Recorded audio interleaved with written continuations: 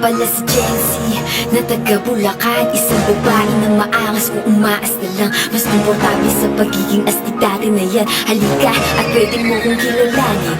Mula nang bata pa ako, nangarap ng nangarap na sa paglaki ko ay sana'y akin mong mahanap. Maraming mga hadlang, pinilit na tumuloy. Hindi ganun kasipag pero matyagang nagsikap. Laging bitbit ko ay gitara.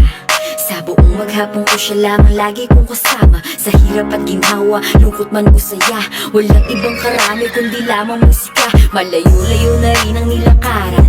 Mula noon hanggang ngayon nahihirapan. Hindi na bali basta't laging nilalaban, diba? At nagbubunga ang lahat ng kahirapan. Hindi palagi naghihilong mga sugat ko, kaya't ginamit ko itong panakip butas ko upang maging matapos sa lahat ng hamon. Kahit durug-durug ako na bumabangon.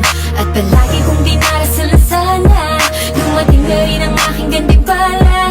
Matagal-tagal na rin na akong humili, matupad na pa sana ang mga sana. Alam ko na may taglay na akong pambihira, marami-rami na rin ang nakakita.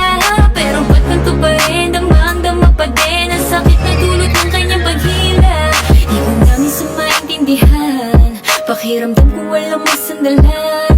Mali-mali ang desisyon, walang payapang panahon, laging may takot at lungkot.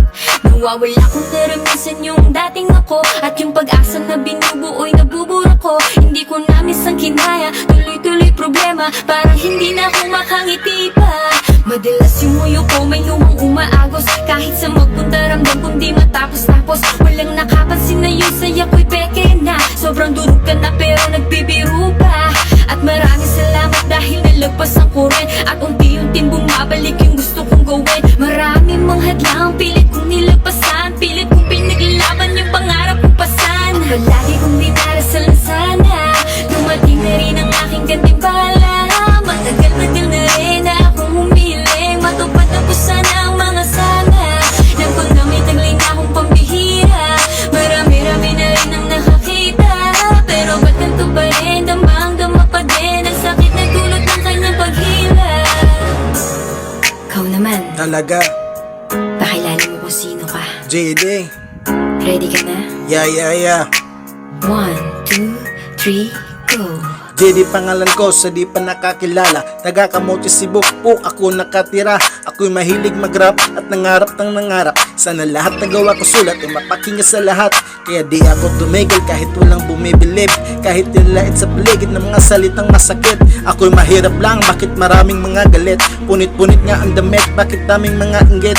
Laging palag sa mga balak, gamit aking mga sulat, hanggang sila ay magulat. Balang araw magawa ko magkalap, tahimik na sa pwesto habang sila may ulo. Buti lang di mayabang na tao, nilugar ko tapang sa mga gago. Kasi pinalaki ng magulang na may respeto, respeto sa mabuti, pangit ugali sa mga peke. Ako'y simpleng nga tao, baga og di mauwaw sa mga gamak na mga kuyaw. Sa kinabuhi sa'y masama, layos peligro kay legal may mga buhat. Mura ni ganimal sa bukit, di mahalok di magpalupit sa mga tabi sa palibot. Kay naaning pangarin na gustong maabot, sa hayang kinabuhi di na masabot.